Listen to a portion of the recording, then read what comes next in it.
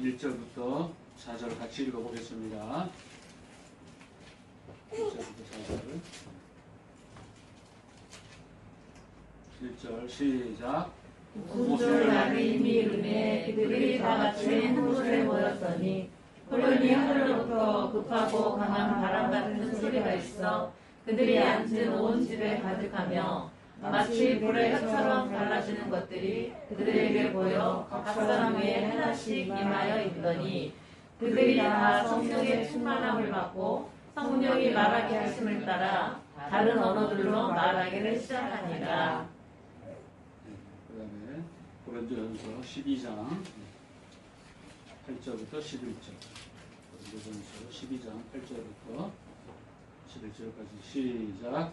어떤 사람에게는 성령으로 말미암아 지혜의 말씀을, 어떤 사람에게는 같은 성령을 따라 지식의 말씀을, 다른 사람에게는 같은 성령으로 믿음을, 어떤 사람에게는 한 성령으로 병 고치는 은사를, 어떤 사람에게는 능력 행함을, 어떤 사람에게는 예언함을, 어떤 사람에게는 영을 분별함을, 다른 사람에게는 각종 방언 말함을, 어떤 사람에게는 방언을 통역함을 주시나니 이 모든 일은 같은 한 성령이 행하사 그의 뜻대로 각 사람에게 나누어 주시는. 늘 쌀밥만 먹을 수도 있고 또 여러 가지 반찬이나 또는 외식도 자주 하고 그럴 수도 있습니다. 이제 제가 여러분한테 드리는 이 설교 말씀은 마치 쌀밥처럼 그래서 그런데 사실은 그게 진리고 본질인데 재미는 좀 덜하죠. 그런데 우리 성도들은 그런 말씀을 계속 들어가지고 그런 말씀에 익숙해졌으리라고 생각합니다. 아무튼 우리는 그 하나님의 말씀에 농담이 있습니까? 하나도 없어요. 하나님의 말씀을 우리들 삶에 적용하기 위해서 말씀을 주신 거고 실천하라고 주시는 거잖아요. 듣고서 깨달았고 그렇구나 뭐 그러라고만 주신 게 아니에요. 듣고 깨달고 그렇구나 그러면 그 다음에 뭐가 있어야 돼요? 그렇구나 다음에 그 다음에 따라가는 게 행하는 게 있어요. 행하는 게 무슨 행함이라 그래서 무슨 꼭 뭐 누구 돈을 나눠주고 그것만 말하는 거 아니에요. 여러분 이웃사람 그러면 우리 보통 어떻게 생각하냐면은 가난하고 배고픈 사람 월급에서 떼어가지고 가거나 기부금을 주거나 뭐 아니면 가서 섬긴다거나 그것만 생각해요. 아니요, 그건 이웃사랑의 일부분일 뿐이에요. 이웃사랑 내 옆에 있는 사람, 그죠? 내 교회 안에 형제, 우리 동네 옆에 옆집의 사람, 이런 사람을 내가 어떤 마음으로 섬기느냐, 그들을 사랑하는 마음으로, 영혼을 바라보는 마음으로 그렇게 그들을 대하고 같이 어울리는 게 그것이 이웃사랑의 본질이에요.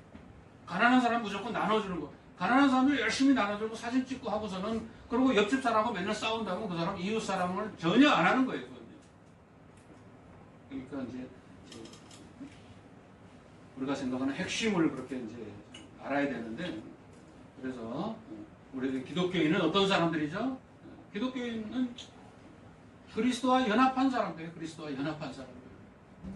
그리스도와 연합하지 않으면은 그 사람은 영적으로 약간 병들어 있거나, 그죠? 아직 어리다거나, 뭐, 아니면 영적으로 길을 벗어났다거나, 그런 거라고 얘기할 수밖에 없죠. 기본적으로는 우리는 그리스도와 연합한 사람들이에요.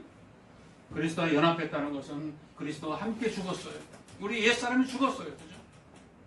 그리고 그리스도와 함께 살아났어요. 예수님이 부활하시면 우리도 부활한 거예요. 영적으로 부활한 거예요. 그리고 그 후에 어때요? 그 후에 예수님께서 나를 위해서 죽으셨고 살아나셨으니까 나는 부활을 믿으니까 이제 거듭났다. 그러니까 뭐 그냥 거기 생각난 대로 살면 되겠다. 그게 아니라 그 다음에는 그리스도와 함께 살아가고 있는 사람이다. 그래서 그리스도와 함께 죽고 그리스도와 함께 다시 살아났고 그리고 그리스도와 함께 살아가고 있는 사람이 바로 우리 그리스도인입니다. 그래서 우리는 십자가상에서 옛사람이 죽고 죄에 대해 죽었고 하나님의 능력으로 새 사람으로 거듭났고 그래서 그리스도와 함께 살아났으며 그리고 성령님의 능력을 힘입어서 예수님과 함께 세상을 살아가는 것이 우리 신앙인의 가장 핵심적인 원리입니다. 이것을 잊어버리거나 희미해지기 쉽지만은 그러나 이것이 우리의 기본이에요. 이게 안 돼 있다면은 그는 온전한 성도라고 말할 수는 없다는 거죠. 근데 거기에 모든 초점이 뭐예요? 거기에 초점이 바로 십자가라는 것입니다. 아무튼 십자가 생각하면은 죄사함과 상처 치유하고 이런 것만 생각하지만요. 그러나 그리스도의 연합과 그리스도의 남은 고난을 감당해내기 위해서 사명과 헌신의 십자가로 나아갈 수가 있어야 되겠다. 그래서 십자가는 그냥 단순히 고난만을 뜻하는 게 아니라 오히려 하나님께서 힘 주시고 능력 주시고 동행해 주시는 그런 은혜의 십자가라는 사실도 우리는 또 알아야 되겠다는 것입니다. 그러면 우리는 다 십자가로 돌아가야 되는데 왜 사람들이 교회 다닌다 그러면서 어떤 사람들은 죄를 짓거나 아니면 세상에 물을 일으키거나 그것이 뭐 영적인 그런 거라면 또 몰라도 그게 아니라 그냥 단순히 도덕적인 그런 것 때문에 만약에 물을 일으키고 손가락 짚고 안했다. 왜 그렇게 되겠습니까? 목사님인데 훌륭한데 뭐 개인적으로 알고 보니까 그 사람은 뭐 여러 가지 면에서 문제가 많더라. 왜 그렇습니까? 다른 여러 가지 그 원인을 얘기할 수 있지만은 가장 핵심적인 거는 십자가에서 멀어져 있었기 때문에 십자가에서 멀어져 있기 때문에 그분들도 대부분의 경우에 그분들도 처음에 십자가의 은혜를 받고 십자가를 통해 구원받았어요. 그죠? 그런데도 불구하고 왜 그럼 그리스도인답지 않게 세상 사람들로부터 세상 사람의 기준에서 봐도 안 되는 그런 삶을 살고 그런 행동을 하느냐? 그건 왜 그런 거예요? 처음에 십자가로 승리했던 것이 십자가에서 점점 멀어지고 사명이나 사역이나 세상의 삶 가운데서 뒤섞이다 보니까 십자가에서 완전히 멀어져 버린 거예요. 그래서 우리는 아무리 위대한 사람도 십자가를 중심으로 살지 않으면은 교회와 복음을 위한 길이 아니라 자기 자랑과 명예와 성공의 길을 걸어갈 수밖에 없는 것입니다. 그렇게 되면 자기 죄로 인한 고난도 감당할 수 없을 뿐만 아니라 예수님이 교회를 위해서 예수님이 남겨두신 그런 고난도 감당할 수가 없습니다. 십자가로 돌아가야 성령님의 임재와 동행을 소유할 수가 있습니다. 오늘은 성령님이 주제예요. 성령님과 십자가가 주제예요. 성령님이 어떻게 오셨습니까? 성령님이 어느 날 갑자기 하늘에서 오신 게 아니라 예수님께서 십자가 지고 죽으셨다가 부활하신 후에 그때 오셨죠. 오순절에 오셨다고 그랬어. 오순절이 뭐예요? 오순절파, 이게 교단에도 오순절파가 있고, 이제 순복음에도 오순절 굉장히 강조하는데, 오순절 성령님 그러잖아요. 그래서 처음엔 몰랐어요. 그랬더니, 오순이라는 게 50일이라는 뜻이에요. 그죠? 순이, 10일이잖아요. 순이라는 게, 그죠? 그래서 오순절 그러면은 예수님께서 부활하신 지 50일 되는 날 그런 뜻이에요. 그래서 예수님 부활하신 지 50일 되셨는데, 예수님께서 부활하시고 언제 승천하셨어요? 사순절에 승천하셨어요. 40일 동안 이 땅에 계시다가 승천하시고 그리고 승천하시고 나서 열흘 후에 그죠? 열흘 후에 성령님이 오신 거예요. 아까 사도행전 2장 1절부터 3절을 한번 읽어보겠습니다. 사도행전 2장 1절부터 3절까지 시작. 오순절 날이 이름에 그들이 다 같이 한 곳에 모였더니 호련히 하늘로부터 급하고 강한 바람 같은 소리가 있어 그들이 앉은 온 집에 가득하며 마치 불의 혀처럼 갈라지는 것들이 그들에게 보여 각 사람 위에 하나씩 임하여 있더니 그래요. 예수님이 십자가 고난당하시고 40일 후에 승천하시고 그리고 승천하신 지 열흘 후에 제자들이 예루살렘 어느 다락방에 모였는데 거기서 성령님이 임하셨습니다. 그러니까 급하고 강한 바람 같은 소리가 있어요. 그래서 옛날에 동호회 같은 거 보면 기도 막 통성기도 시키고는 괜히 목사님 마이크에 대고 그런 거 많이 있었어요. 아주 인위적인 거예요. 인위적인 그죠? 성령님이 처음 오실 때 급하고 강한 바람 같은 소리가 있다. 그걸 갖다가 이제 성령님이 더 강하게 임하시도록 하기 위해서 그런 효과를 갖다가 내는 그런 것이 있었죠. 그죠? 만약에 예수님께서 십자가에 죽으심 없이 또 죽으셨다가 부활하시거나 승천하심 없이 그냥 성령님이 오셨다면 어떻게 되겠어요? 전부 다 이 성령님의 겉모습만 치중했을 거죠. 방언하고 지금도 물론 그런 경우가 많이 있지만 그래서 겉모습이나 그런 은사나 드러나는 그 증거에만 치중해서 성령님과 십자가의 그런 관계, 그런 근본적인 의미를 잃어버렸을 것입니다. 최초에 성령 강림으로 백성들이 각각 다른 나라의 언어로 말하기 시작했지만은 이 방언에만 초점 맞추면 안 돼요. 방언은 그냥 증거일 뿐이에요. 그죠? 그래서 4절 읽어보면은 시작. 그들이 다 성령의 충만함을 받고 성령이 말하게 하심을 따라 다른 언어로 말하기를 시작하니라. 그렇죠. 그러니까 방언은 우리가 오해할 수는 있는데 방언 그죠? 저는 방언을 하는데 영적 싸움하고 막 그렇게 그 귀신 내쫓고 뭐 그런 방언을 갖다가 막 혼자서 하는데 자꾸 이상한 방언이 들어와. 이상한 방언이. 그 마귀 방언 같은 거, 마귀 방언 같은 거. 말이 막 꼬이고 혀가 꼬이고. 방언이라고 뭐 다 좋은 것은 아닙니다.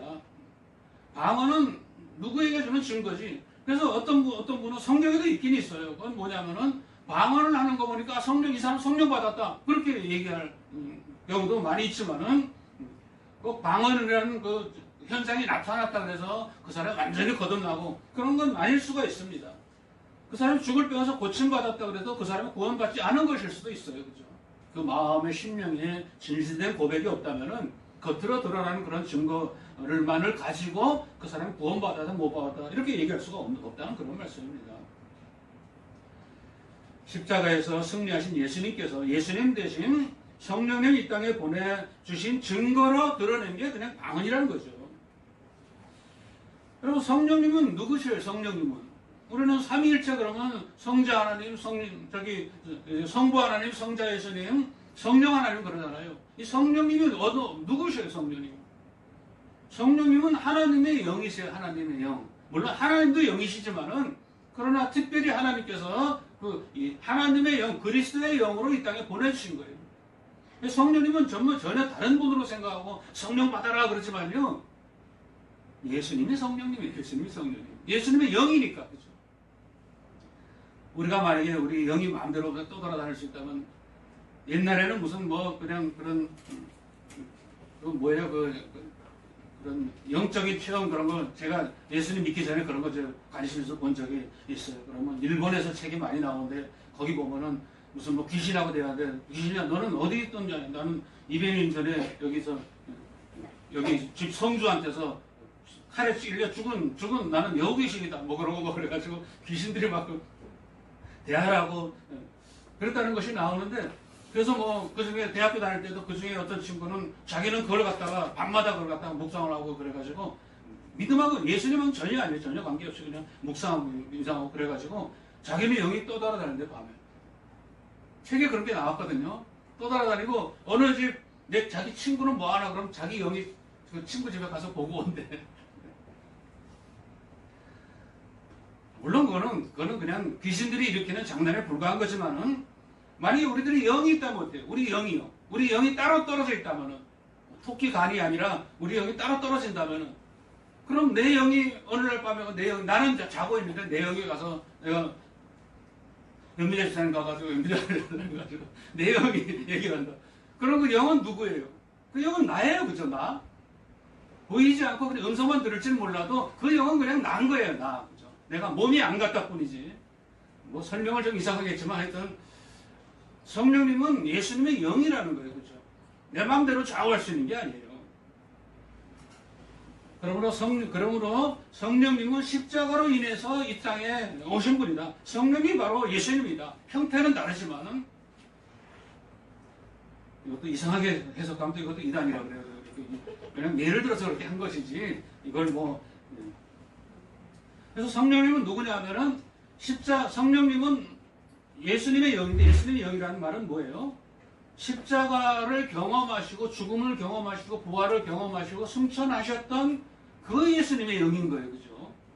그러니까 모든 고난을 당하셨던 그런 예수님이 바로 성령님이라는 것이죠. 그래서 우리 안에 누가 거예요? 우리가 좀 뒤로 넘겨서 사도행전 뒤로 로마서 8장 9절 읽어보겠습니다. 로마서 8장 9절 8장 9절 사도행전 다음에 로마서 8장부터 시작. 만일 너희 속에 하나님의 영이 거하시면 너희가 육신에 있지 아니하고 영에 있나니 누구든지 그리스도의 영이 없으면 그리스도의 사람이 아니라. 그래서 그리스도의 영이 바로 성령. 예수님은 앞으로 일어날 일에 여러 번 말씀해 주셨습니다. 그래서 성령님께서 예수님의 하신 말씀을 기억나게 하시고 그 말씀을 해석해서 뜻을 알게 하시고 모든 가르쳤던 모든 것들을 제자들로 하여금 생각나게 하시겠다 그렇게 약속하셨어요. 예수님이 우리가 어떻게 성경을 어떻게 보겠어요? 신약 성경을 어떻게 보겠어요? 복음서를 어떻게 보겠어요? 예수님의 제자들에게 책을 남긴 게 아니잖아요. 편지도 남기지 않으셨어요. 예수님이 글자로 된 것 1절 남기지 않으셨어요. 그 당시에 물론 녹음이 없었죠. 녹음도 1절 남기지 않았어요. 그런데도 불구하고 성경이 나왔어요. 왜 그런 거예요? 성령이 바로 예수님이기 때문에 그런 거예요. 성령이 예수님이기 때문에 그게 가능한 거예요. 그죠? 우리가 조금 앞으로 넘겨서 요한복음 14장. 이것이 예수님의 약속이에요. 예수님의 약속.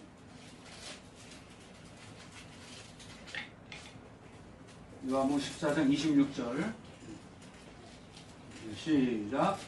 교회에서 곧 아버지께서 내 이름으로 보내실 성령 그가 너희에게 모든 것을 가르치고 내가 너희에게 말한 모든 것을 생각나게 하리라. 그래요. 성령님 보내실 때니까 성령님이 너희들에게 내가 말한 걸 다 생각나게 하고 그 뜻을 알게 될 것이다. 그렇게 하신 거죠. 그래서 성경이 탄생한 거죠. 진리이신 성령님은 십자가에서 고난받으신 예수님을 통해서 이 땅에 오신 거예요. 그리고 성령님은요, 지금도 십자가를 통해서 오신다는 사실을 알아야 돼요. 물론 뭐 다시 죽으라 그런 뜻이 아니라 지금도 십자가, 고난의 십자가, 예수님을 통해서 예수님의 마음이 열려있을 때 그때 성령님이 성도에 강하게 오시는 거예요. 그걸 성령 충만이라고 그런 거죠. 그래서 예수님의 십자가는 딱 한 번밖에 안 일어난 일이에요. 그렇죠? 지속적으로 일어난 일이 아니라 딱 한 번 일어난 일이지만은 그러나 성령님은 지금도 십자가를 통해서 충만하게 오실 수가 있다는 것이죠. 그래서 이미 우리 안에 계시지만은 그러나 날마다 십자가를 통해서 우리 자신을 비울 때 성령님이 강하게 역사하시는 거예요. 여러분 안에 지금 성령님 계셔요? 여러분, 우리 안에 성령님 계십니다. 우리 안에 성령이 계셔요, 분명히. 질병을 고치고 죽을 병을 일으키고 생각나게 하시고 담대하게 외치게 하고 그 성령님 지금 계셔요, 우리 속에. 근데 성령이 계시는 거 느껴요, 못 느껴요? 잘 못 느끼죠. 그건 왜 그런 거예요? 물론 안 그런 경우도 있지만은 내 생각, 그죠? 내 경험, 내 지식, 내 걱정, 내 두려움, 그거 꽉 차 있는 거예요, 꽉 차 있는 거예요. 성령님이 그래가서 일을 하실 수가 없는 거예요, 일을 하실 수가. 걱정도 근심도. 물론 사람이 직접 그 일을 당하면은 또 여러 가지 어려움도 있고 그렇습니다, 당연히. 그러나 그 과정 중에서 하나님께 모든 걸 맡기는 그런 결론을 얻게 되는 거죠. 어느 교회가 지금 건물 주인이 바뀌었어. 건물 주인이 바뀌었는데 벌써 몇 년 전에 보증금 2천만 원 다 까먹었어요. 2천만 원이. 2천만 원이 어떻게 까먹었냐면은 그저 목회는 기도만 하는 거다. 그죠? 다른 일 안 하고. 그래서 그런 걸로 이제 계속해서 기도하고 있는데 그동안에 뭐 월세 65만 원씩이야. 그게 이제 보증으로 다 까먹어가지고 한 푼도 안 남았어요. 한 푼도 안 남고 중간에 어떻게 해서 300만 원을 이제 갖다 준 게 그게 300만 원밖에 안 남은 거예요. 그러니까. 그래서 보증금 딱 까먹으니까 집주인이 불러가지고 당신은 목사요? 당신은 목사요? 뭐 그러면서 막 그러더니 300만 원에다가 갖다 주니까 그다음부터 목사님 그러더래요. 근데 지금 집주인이 바뀌어가지고 내일 잔금을 치러요. 잔금을 치르면 새 집주인이 지금 뭐라 그럴지 몰라요. 뭐라 그럴지. 보증금을 더 내라 그럴 수도 있고, 그죠? 보증금이 없으니까 월세를 더 뭐 120만 원 올려라 그럴 수도 있고, 아니면 여기 리모델링 해야 되니까 나가시오 그럴 수도 있고. 근데 건물을 나가면 어떻게 돼요? 나가면은 한 푼도 못 받고 나가요. 주인이 10년이 넘으면은 주인이 안 주겠다 그러면 아무도 뭐 이의를 제기할 수가 없는 거예요. 근데 나가는 건 좋은데 보증금 300 가지고 어디 나가요? 300 가지고. 보증금 2천만에 그대로 있어도요. 요즘은 교회 안 줘요. 교회. 건물주인이 교회 절대로 안 줘요. 그죠? 인식을 이렇게 만들어 나가죠. 그래서 너무 물론 이분이 굉장히 중요한 분이죠. 그래서 뭐 그냥 옆에서 위로 겸 하는 거지만 목사님 나가라 그러면 하나님 그만 여기까지라 그러는 거니까 안 하시면 되죠. 편하게 마음 잡수세요. 우리가 할 수 없는 걸 어떻게 합니까? 하나님이 환경 주시는 대로 하지 말라 그러면 그냥 안 하고 아니면은 뭐 공원이나 산 밑에 가서 뭐 아는 사람을 예배를 드리든지 그렇게 하시면 되죠. 그렇게 이제 그렇게 주변에도 그렇게 얘기하고 당대하게 했으면 좋겠다, 마음 편하게 했으면 좋겠다 그렇게 얘기를 했지만은 우리가 뭐예요? 우리가 십자가를 중심으로 하고 있다면은 우리가 망해도 좋은 거고, 그죠? 그래서 우리는 날마다 십자가를 통해서 자신을 비우고 성령님이 일하시도록 해야 되는 거예요. 그래서 우리의 생각이나 뭐 걱정이나 아니면 나의 앞날이나 이런 것 때문에 또는 나의 지식이나 경험이나 이런 것이 가득 차 있으면요. 성령님이 계신 건 분명하지만은 성령님은 아무 일도 못 하시는 거죠. 아무튼 성령님은 바로 예수님이시다. 고난당한 예수님이시다. 그러면 성령님은 우리 안에 계신 성령님이 나의 모든 생각을 버리고 좀 낮춰가지고 하나님께서 임하시는 대로 감동 주시는 대로 하겠다고 준비가 되어 있다고 쳐봐요. 그럼 성령님은 우리를 어디로 인도하시겠어요? 당연히 그리스도의 복음의 현장, 십자가를 인도하시는 거예요. 성령님은 표현이나 또는 말이나 현상으로 그렇게 보이지 않는 것일 수가 있어도 반드시 십자가의 자리로 우리를 인도해요. 성령 충만은 십자가의 자리로 인도하는 거죠. 그리스도께서 복음을 위해 받으신 고난에 참여하는 자리로 이끌어 가시는 것이다. 왜 그것으로 인도하셔요? 성도로 하여금 세상에 승리하기 위해서. 고난받고 고생해라 그것이 아니라 너는 십자가에서 다시 시작해 너는 세상에 승리할 수 있다. 그래서 성령님은 십자가로 인도해 가시는 것입니다. 성령님이 인도하심을 받는다는 의미는 성령님께서 십자가로 이끄시는 것을 알고 그리스도의 남은 고난의 자리로 간다. 그런 뜻이죠. 그것은 그리스도의 보혈의 공로로 인해서 의로워지고 거룩해짐으로 변화받은 성도가 당연히 가야 되는 길이고 그리고 하나님을 섬기기 위해서는 반드시 그 길을 다시 통과해야 되는 것이다. 성령님의 인도하심이 아니면 우리는 그리스도의 고난의 자리에 갈 수가 없어요. 가더라도 이길 수가 없습니다. 오직 성령님의 인도하심을 따라 십자가로 가는 길 외에는 승리하는 길이 없습니다. 제가 히브리서 9장 14절 읽어드릴게요. 하물며 영원하신 성령으로 말미암아 흠없는 자기를 하나님께 드린 그리스도의 피가 어찌 너희 양심을 죽은 행실에서 깨끗하게 하고 살아계신 하나님을 섬기게 하지 못하겠느냐. 십자가의 예수님의 피를 생각한다면 반드시 살아계신 하나님을 섬기고 세상을 이길 수 있게 된다. 그런 말씀입니다. 그래서 성령님은 그리스도의 십자가의 자리로 반드시 인도해 가십니다. 표현이 안 되더라도 마찬가지예요. 예수님을 하나님의 아들로 믿는 모든 성도들에게는 너무나 당연한 그런 신앙의식이에요. 우리는 그런 식으로 가지. 그럼 교회를 변화시키고 내가 변화되려면 뭐예요? 생각이 변화돼요. 생각이 안 변화되면은 절대로 안 변합니다. 그걸 이제 신앙의식이라고 그런 거지만은 우리가 성령님의 증거를 가지고 있는 사람은 없어요. 눈에 보이거나 만지거나. 그러나 성령님이 우리한테 하신 거, 십자가의 자리를 인도하신 성령님, 그 성령은 분명히 기억합니다. 잘 되고 편하고 그런 거 좋지만은 어렵고 힘든 과정과 끝에 그 모든 과정을 이겼을 때 나중에 하나님께서 깨닫게 주실 때 우리는 성령님의 능력을 더 각인하게 됩니다. 그렇죠? 실패했다가 하나님께서 더 좋은 것으로 주셨을 때 그때 성령님 우리에게 머릿속에 각인이 되는 거죠.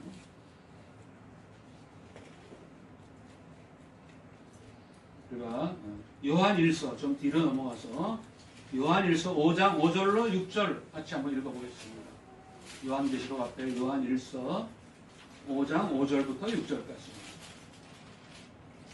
세상을 이기는 자가 누구냐? 5절 시작.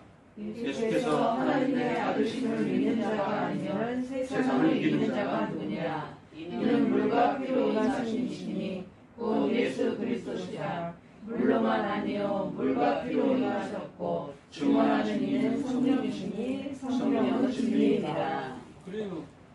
그래서 성령님이 임하실 때 우리는 십자가로 돌아갈 수 있고 그리고 세상을 이기는 사람이 될 수가 있다는 거죠.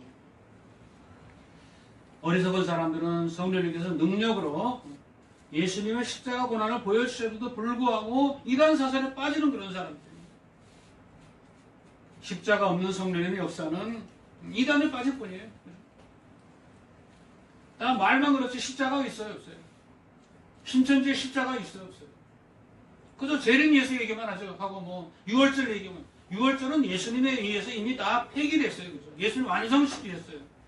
그런데도 여전히 6월절 얘기하고 길 가는 사람 보고 6월절 아세요? 그러면서 전도를 해요. 신천지나 하나님의 교회나 이런 사람들은요. 성령님의 은사는 자랑이나 영광과 유익을 위해서 사용될 뿐이에요. 십자가가 없다면. 그래서 우리는 성령님에 의해서 십자가로 자꾸 돌아가야 되는 거죠. 그래서 우리는 또 성령님의 능력에 성령님의 사역에 대해서 우리는 그래서 그걸 분별할 줄 알아요. 기본적으로는 성령님은 나를 십자가로 돌아가게 하는 분이다. 이게 기본이고요. 그 다음에 세상에서 일어나거나 나에게 일어나는 그 성령님의 은사나 역사를 우리는 분별할 수가 있어야 되겠다. 성령님의 능력은 무궁합니다. 못하실 일이 없죠. 그래서 사도 바울은 다양한 은사를 제시했어요. 아까 읽었던 고린도전서 12장 8절부터 10절 한번 읽어보겠습니다. 고린도전서 자막에서 고린도전서 12장 8절부터 10절 시작. 어떤 사람에게는 성령으로 말미암아 지혜의 말씀을, 어떤 사람에게는 같은 성령을 따라 지식의 말씀을, 다른 사람에게는 같은 성령으로 믿음을, 어떤 사람에게는 한 성령으로 병 고치는 은사를, 어떤 사람에게는 능력 행함을, 어떤 사람에게는 예언함을, 어떤 사람에게는 영들 분별함을, 다른 사람에게는 각종 방언을 말함을, 어떤 사람에게는 방언을 통역함을 주시나니. 아멘. 네. 그래요. 하나님께서 성령께서 우리에게 이런 은사를 주셔요. 그럼 은사를 통해서 뭐를 해야 돼요? 근데 이 모든 성령의 은사들은 성령님께서 성령님의 필요를 따라서 나눠주시는 거예요. 필요를 따라서. 물론 우리는 더 큰 은사를 사모해야 되지만은, 그러나 성령님에는 그 사람이 무엇을 할 수 있을 만할 때, 필요할 때, 그때 나눠주시는 거예요. 근데 많은 경우에 이 은사를 받아놓고 십자가로 안 나가요. 십자가로 안 나가요.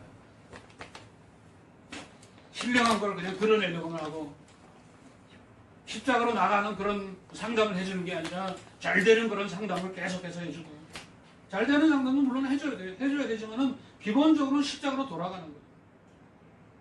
우리 기도가 왜 응답 안 됩니까? 내가 변화가 안 됐기 때문에 응답이 안 되는 거예요. 그렇죠? 응답이 느린 거는 내가 변화가 돼. 하나님 내가 뭘 하면 되겠고, 뭘 하면이 아니에요. 뭘 하면이 아니라 하나님께서 예수님께 대한 내 마음이 다른 모든 것을 다 포기하고 버리고 그 마음이 변화돼야 그 다음에 응답이 되는 거죠. 그래서 십자가는 바로 은사를 주시더라도 다 십자가로 가는 그런 상담을 다 해줘야 되는 거죠. 그래서 이것은 다 교회를 세우는 데 쓰이기 위해서 그런 거예요. 그렇죠? 모든 은사는. 우리가 가장 아름다운 성령의 열매를 보셔요. 이건 귀한 열매예요. 크게 부흥하고 그런 게 아니에요.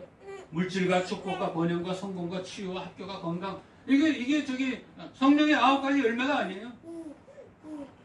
우리가 한 군데만 더 찾아보겠습니다. 갈라디아서. 고린도전서 다음에 갈라디아서 5장 22절 23절. 우리 뭐 다 아는 말씀이지만 갈라디아서 5장 22절과 23절 같이 읽어보겠습니다. 시작. 오직 성령의 열매는 사랑과 희락과 화평과 오래 참음과 자비와 양성과 충성과 온유와 절제니 이 같은 것을 금지할 법이 없느니라. 그래요. 성령님께 주시는 열매가 뭐예요? 물론 은사들은 여러 가지 뭐 기도함에 따라서 그 사람의 그런 능력이나 또는 그 기질에 따라서 여러 가지 은사를 주십니다. 그러나 참된 열매는 뭐예요? 참된 열매는 여기 나왔듯이 사랑과 희락과 화평과 오래 참음과 자비와 양선과 충성과 온유와 절제예요. 그럼 이런 열매가 어떻게 열리겠어요? 이런 열매는 다 십자가를 통해서 열리는 거예요. 그렇지 않습니까? 그죠? 오래 참음, 자비, 충성, 온유, 절제 이런 것이 십자가 성령님의 의로 인해 가지고 십자가로 돌아갔을 때 비로소 이런 은사들이 이런 열매들이 그렇게 주어지는 거예요. 이런 열매들은 자랑할 수도 없고 그죠? 누가 뭐 딱히 해가지고 칭찬할 수 있는 것도 아니고 주님 앞에서 이런 모습이 되면은 뭐 주님 원망할 것도 없고 뭐 세상에 대해서 뭐 기댈 것도 없고 뭐 주님 은혜로만으로 이길 수가 있다는 거죠. 그래서 우리는 성령님이 아무리 강력한 기적 속에 있어도 교회를 나누는 거라면 그 사람은 가짜예요. 그러면 안 돼요. 교회를 나누는 게 아니라 나눴던 교회도 합치게 하는 것이 그것이 참 교회죠. 물론 그것은 뭐 사단의 말을 듣는 사람들하고 어떻게 합치는 건 현실적으로는 불가능하죠. 전에도 내가 여기 한번 이렇게 다른 목사님 얘기를 들은 적이 있는데 어느 교회 분란이 났는데 무슨 뭐 교회 담임 목사파인가 원로 목사파인가 담임 목사파하고 이렇게 분란이 났어요. 근데 그 원로 목사님과 하는 분이 그 모든 자산을 다 가지려고 하는 거예요. 육신을 부리는 거예요. 그러니까 법적으로 해도 안 되는 걸 육신을 부리는 거예요. 그럴 때 소수파 사람들이 어떻게 되냐? 원래 있던 사람들, 소수파 사람들 어떻게 되냐? 다 두고 그냥 나왔어. 다 두고 따지지도 않고 뭐 고발하지도 않고 뭐 재산 뭐 어쩌고 저쩌고 하지도 않고 소수 만약 100명 성도중에 10명이 남았다. 10명이 그냥 그대로 두고 그냥 그대로 다 버렸어. 하나도 아무것도 없는데 나와서 뭐 조그맣게 얻어가지고 다시 시작했어요. 이것이 참된 자세라고 생각합니다. 물론 그 현장 상황에 제가 있으니까 모르지만 겉으로 볼 때는 그런 거 싸우는 거 아니에요. 그죠? 싸우면 그건 성령님의 십자가로 돌아가는 사역을 해방하는 거예요. 그러나 이분들은 소수파지만은 또 앞으로 나가서 어떻게 될지 모르고 고생할 수도 있고 그죠? 그럴 수도 있지만은 그러나 성령님께서 십자가로 인도하시는 그 길을 따라간 그런 목사님과 또 성도들이라는 것이죠. 사업에 큰 성공이 일어났어도요, 교회와 복음을 위해서 그걸 갖다가 적극적으로 사용하지 않고 개인의 번영에 사용한다면 그건 십자가로 향하는 게 아닙니다. 놀라운 기적과 수많은 증거를 보여준다고 해도 십자가가 빠져있다면은 그것은 이단이기 딱 맞습니다. 우리는 십자가라 그러면 먼저 고난부터 떠올리겠지만요. 이 십자가야말로 그리스도인의 생명이요, 핵심이요, 원리요, 비결입니다. 십자가로 돌아가야 우리에게 능력이 생기고 기쁨이 생기고 평안이 생기고 힘이 생기고 세상을 이길 수가 있는 거예요. 십자가로 나아갈 때 물론 고난도 함께 받게 되지만은 그러나 그렇기 때문에 성령님이 강하게 우리에게 역사하시는 거죠. 우리 속에 내주하신 성령님의 인도하심을 따라 십자가로 나아갈 때 성령님은 소망을 또 넘치도록 부어주십니다. 바울이 어떻게 성령님에 대해서 바울은 늘 십자가로 돌아가는 사람이에요. 바울이 어떻게 그 어려운 사역을 감당했겠습니까? 만약에 성령님께서 소망도 안 주시고 기쁨도 안 주시고 위로도 안 주시고 너는 이 사명 감당해야 된다 그랬다면은 저는 아무리 바울이라도 절대 끝까지 못 갔어요. 절대. 성령님의 인도하시면 십자가로 갈 때 성령님이 도와주시고 힘주시고 능력 주시니까 그 모든 어려운 사역을 감당했던 거죠. 그러니까 십자가 그럼 무조건 고난 그거 아니에요. 그 고난보다 훨씬 값진 기쁨을 우리에게 주시고 평안을 주신다는 거죠. 성령님은 그래서 우리가 어려움 당할 때 우리 연약함을 도와주셔요. 우리가 기도할 바를 어떻게 너무 기가 막혀서 기도할 바를 알지 못할 때 우리를 위해서 성령님은 말할 수 없는 탄식으로 우리를 위해서 기도해 주십니다. 그렇기 때문에 우리는 성령님의 이끄심을 따라 그리스도의 남은 고난의 자리, 십자가의 자리로 돌아갈 수 있는 것입니다.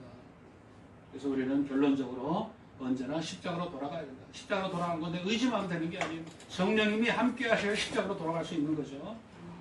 그래서 우리는 어려울 때도 슬플 때도 아플 때도 배가 고플 때도 십자가로 돌아가야 돼요. 그뿐만 아니라 기쁜 일이 있을 때 좋은 일이 있을 때 만족할 때 이럴 때도 십자가로 돌아가야 돼요. 성공했을 때, 대성공을 하고 사람들이 많은 찬사를 받을 때, 그때는 정말 성령의 능력을 십자가로 꼭 돌아가야 돼요. 먼저 돌아가야 돼요. 성령 충만을 주시는 목적은 자기 십자가를 감당하라고 주시는 거예요. 그렇죠? 그러므로 성령 충만하지 못하면 자기 십자가를 끝까지 온전하게 질 수가 없습니다. 그래서 우리가 자기 중심이 되면은 자기 상황이 전체가 되기 때문에 자꾸 왔다 갔다 하게 되죠. 성령님은 그런 것을 십자가로 돌아가는 그런 길로 우리에게 인도하시는 거예요. 그걸 위해서 우리가 성령 충만한 거죠. 모든 일에 성령님의 능력으로 십자가로 돌아가고 자기 사명의 길로 돌아가고 그렇게 돌아가시길 바랍니다. 그래서 우리 각자에게 주시는 십자가를 성령님의 능력으로 훌륭하게 쥐고 가는 그런 위대한 성도들이 다 될 수 있기를 간절히 바랍니다. 네. 사랑의 아버지 하나님,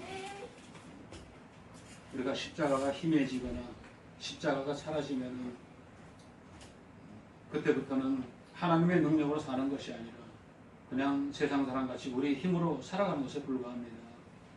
그러면 우리는 예배드릴 때마다, 기도할 때마다, 말씀을 볼 때마다 성령님의 능력으로 십자가로 돌아가야 됩니다. 주님은 자기 십자가를 지고 따라야 된다고, 주님을 따라야 된다고 하셨습니다. 자기 십자가를 지기 위해서 성령으로 충만해야 되고, 성령으로 충만하기 위해서 나 자신의 모든 걸 비우고 버리고 낮춰야 되는 줄 믿습니다.